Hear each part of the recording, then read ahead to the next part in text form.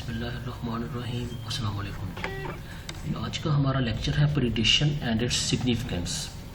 Predation के अंदर का जब हम वर्ड बोलते हैं यूज़ करते हैं तो प्रीडेशन के अंदर हम दो चीज़ों की बात करते हैं, प्रीडेटर और सेकंड टर्म हम यूज़ करते हैं प्रे। तो इसके अंदर ये एक ऐसा रिलेशनशिप है जिसमें दो ऑर्गेनिजम्स इन्वॉल्व होते हैं। एक को हम प्रीडेटर का नाम देते हैं, दूसरे को हम प्रे का नाम देते हैं। प्रीडेटर वो ऑर्गेनिज्म है जो किसी दूसरे ऑर्गेनिज्म को पैरालाइज करता है, उसको ईट अप करता है, उसको कैच करता है, देन ईट अप करता है, तो उसको हम नाम देते हैं प्रीडेटर का। एंड वो ऑर्गेनिज्म जिसको खा लिया जाता है, जिसको शिकार किया जाता है, उसको हम कहते हैं that is called as the prey. So the organism that is caught and that is being eaten is known as prey, and organism that catches another animal that preys on other animal that is called as predator. Predator हमारे पास एक consumer होता है, क्योंकि consumer हम उसे कहते हैं जो दूसरे एनिमल को ईट अप कर रहा हो। हमने लास्ट कुछ एक दो लेक्चर्स पहले बात भी की थी, जैसे कि primary consumer, secondary consumer and so on tertiary consumers होते हैं। तो ये जो प्रीडेटर और प्रे का जो रिलेशनशिप है, इसमें दोनों एक दूसरे पर डिपेंड कर रहे होते हैं। लेकिन नेचर मोस्टली एक साइकिल की फॉर्म के अंदर इस प्रोसेस को मूव करवाती है, कैरी ऑन करवाती है। इसके अंदर यह है कि एक जो प्रीडेटर और प्रे है, जो किसी भी पॉपुलेशन का साइज़ है, उसमें दोनों के साइज़ को एक दूसरे के लिहाज से देखा जाता है। It is determined with respect to one and other. For example, अगर किसी एक जगह पे प्रे की तादाद बढ़ जाती है, नंबर ऑफ प्रे जो है, शिकार जो है वो ज़्यादा हो जाता है, तो अल्टीमेटली वहाँ पे प्रीडेटर्स ज़्यादा उस एरिया में, उस टेरिटरी में मूव करेंगे। क्योंकि उसकी रीज़न ये है कि वहाँ पर फूड रिसोर्स अवेलेबल है, नरिशमेंट उनके लिए फूड अवेलेबल है। Ultimately more the number of press there will be an increase in the number of predator। तो दोनों एक डायरेक्ट प्रोपोर्शनल रिलेशन है, दोनों इंक्रीज होंगे। जिस वक्त प्रीडेटर वहाँ पे इंक्रीज होंगे, अल्टीमेटली वो they will prey upon the जो उनका शिकार है, जो डिफरेंट एनिमल्स हैं, उनको वो ईट अप करेंगे, कैच अप करेंगे।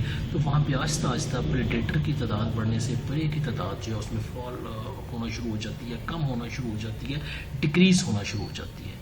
तो जब प्रे की तादाद कम होती है तो प्रीडेटर के लिए, क्योंकि उसका फूड रिसोर्स कम होता है, जब उसका फूड रिसोर्स कम होता है तो अल्टीमेटली प्रीडेटर की तादाद भी कम होती है, वो मूव कर जाते हैं, डेथ होना शुरू हो जाती है, तो उनकी तादाद जो है वो रिड्यूस होना शुरू हो जाती है, पॉपुलेशन श्रिंक होती है उनकी। तो जब प्रीडेटर की तादाद कम होती है तो इसका मतलब है प्रे जो है वो फिर कम यूज़ हो रहे हैं, तो प्रे की तादाद भी बढ़ना शुरू हो जाती है with the passage of time, gradually Aahista Aahista जो है।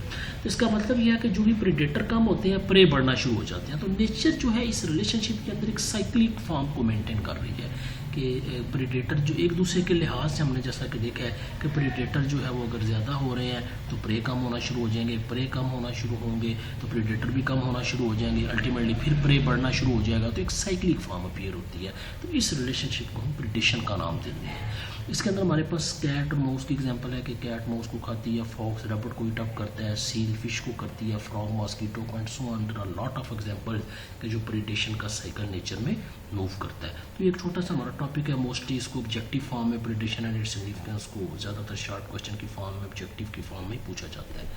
नेक्स्ट है parasitism and its significance. Parasitism के अंदर पैरासाइट और होस्ट दो ऑर्गेनिज्म इन्वॉल्व होते हैं। इसके अंदर होस्ट जो है वो पैरासाइट को ईट अप करता है, लेकिन ज़रूरी नहीं कि होस्ट हमेशा पैरासाइट को नुकसान ही पहुंचाए। तो दोनों जो होस्ट और पैरासाइट का जो रिलेशनशिप है, this type of relationship is called parasitism. ऐसी डिजीज़ जो पैरासाइट किसी होस्ट बॉडी में काज करे, ऐसी डिजीज़ जो पैरासाइट की वजह से अपीयर हों, उनको इन्फेस्टेशंस का नाम दिया जाता है। पैरासाइट दो तरह के हैं। If they are living outside the body then these are called as ectoparasite. For example fungus जो है, जो डैंड्रफ की फॉर्म में हमारे हेयर में जो डैंड्रफ कॉज कर रही है, रह रही है, वो आउटसाइड द स्किन है, आउटसाइड द बॉडी है, तो डेट इज कॉल्ड एक्टोपैरासाइट। इसी तरह दूसरी टाइप एंडोपैरासाइट है, they live with in the body, inside the body of host. तो उसके अंदर टेपवर्म हमारे पास आ जाता है, वो हमारे इंटेस्टाइन में रहता है, तो within the body structure है, इंटरनल पार्ट्स में है, तो so that is called as endoparasite. ये भी एक ऑब्जेक्टिव छोटे छोटे शॉर्ट क्वेश्चंस की फॉर्म में, ऑब्जेक्टिव एमसीक्यूज की फॉर्म में आपसे पूछा जा सकता है। नेक्स्ट एक छोटा सा टॉपिक है, हम इसको पहले कर लेते हैं, ग्रेजिंग। ग्रेजिंग के अंदर ऐसे एनिमल्स जो कि ग्रास पे डिपेंड करते हैं, ग्रास को फीड करते हैं, ईट करते हैं, such type of animals are called as grazers. उनको हम ग्रेजर्स कहते हैं। और इस प्रोसेस जो है, इस फीडिंग के प्रोसेस को, इस मूड को, इस फिनोमेना को हम ग्रेजिंग का नाम देते हैं। तो ऐसे एनिमल्स हम पास्चर लैंड का वर्ड इसके लिए यूज़ करते हैं कि पास्चर लैंड्स पे रहते हैं जहाँ पे वो ग्रासिस पे, हब्स पे, श्रब्स पे, डिफरेंट जो छोटे प्लांट्स हैं, ग्रास लाइक जो प्लांट्स हैं उन पर डिपेंड कर रहे होते हैं। तो इसका लेकिन एक दूसरा है ओवर ग्रेजिंग। ओवर ग्रेजिंग हम कहते हैं कि अगर ज़्यादा एनिमल एक पास्चर लैंड में आप रखेंगे, बियॉन्ड द लिमिट, इतनी पास्चर लैंड का एरिया नहीं है, इतने वो एरिया नहीं उसका कम है, लेकिन हम वहाँ पे नंबर ऑफ़ एनिमल जो उनको इंक्रीज़ कर देते हैं, तो उसका रिजल्ट क्या निकलता है कि जितने ज़्यादा एनिमल इंक्रीज़ होंगे वो उतना ज़्यादा ओवर यूज़ ऑफ ग्रास करेंगे। जब ओवर यूज़ होगा तो इसको हम ओवर ग्रेजिंग का नाम दे देंगे।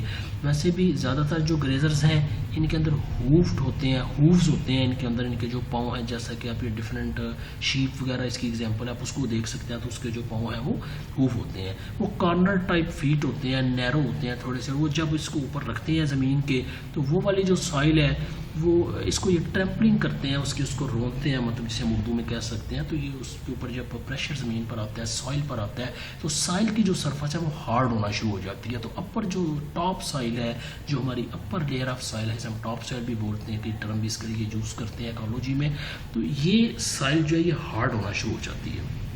जिस वक्त ये सॉइल हार्ड होना शुरू होती है, जब बारिश वगैरह होती है, तो उसमें क्योंकि ये हार्ड हो जाती है, इसमें पानी के परकुलेट करने के, लीच डाउन करने के, पानी के ज़मीन में नीचे जाने के चांसेस कंपैरेटिवली कम हो जाते हैं। इसका रिजल्ट ये निकलता है कि वाटर जो है वो सरफेस पे रहता है और सरफेस पे वाटर मूव करता है। जिस वक्त ये वाटर मूव करेगा तो वो अपने साथ साथ वाटर प्रेशर की वजह से सॉइल के जो पार्टिकल्स हैं, जो सॉइल है वो वहाँ से सॉइल एरोड होना शुरू हो जाती है। सॉइल एरोजन, जिसे ज़मीनी कटाव कहा जाता है, वो शुरू हो जाता है। तो पानी जब तेज़ी के साथ फ्लो करेगा तो ज़मीन का जो सॉइल है वो भी साथ साथ फ्लो करेगी। को ऑलरेडी हम ओवर ग्रेजिंग की बात कर रहे हैं, ग्रास कम हो जाती है, अल्टीमेटली एनिमल ज़्यादा हैं, वो सॉइल को ट्रैम्पल करते हैं, सॉइल के ऊपर जो प्रेशर बढ़ता है उनके पाँव की वजह से, फीट की वजह से उनका वेट जो है वो फॉल होता है। तो रिजल्ट क्या निकलेगा, सॉइल एरोजन, ज़मीनी कटाव वहाँ पे शुरू हो जाएगा। तो अल्टीमेटली अगर ये प्रोसेस चलता रहता है, हम ओवर ग्रेजिंग का प्रोसेस होता रहता है, तो बैरन लैंड आ जाएगी, ज़मीन बंजर हो जाती है, वहाँ पे दोबारा रीग्रो होने के चांसेस कम हो सकते हैं। ग्रेजिंग एक बड़ा इंपॉर्टेंट फैक्टर है, इकोसिस्टम को डिटरमिन करता है ये, और ज़रूरी है। फिर इससे ओवर ग्रेजिंग से हम कैसे बच सकते हैं, क्या हमारे पास ऐसी टेक्निक्स होनी चाहिए, तो उसके लिए ज़रूरी है कि मॉडरेट ग्रेजिंग करवाई जाए। इसके लिए हम डिफरेंट ग्रेजिंग एरिया को डिवाइड कर सकते हैं। ज़रूरी नहीं, अगर आपके पास फ़र्ज़ किया 10 एकड़ ऑफ लैंड है तो आप एक ही बार वो सारी 10 एकड़ लैंड को जो है वो सिलेक्ट करें और एक ही दफ़ा सारी ज़मीन में आप एनिमल्स को मूव करवाएं। तो इसके लिए आप छोटे छोटे एरियाज़ बना सकते हैं, पैचेस बना सकते हैं। 2 एकड़ पहले यूज़ करें, फिर नेक्स्ट कर लें, फिर नेक्स्ट 2 एकड़ या 3 एकड़ यूज़ कर लें अपॉन जैसा कि इसकी ज़रूरत है, नीड बेस जो है।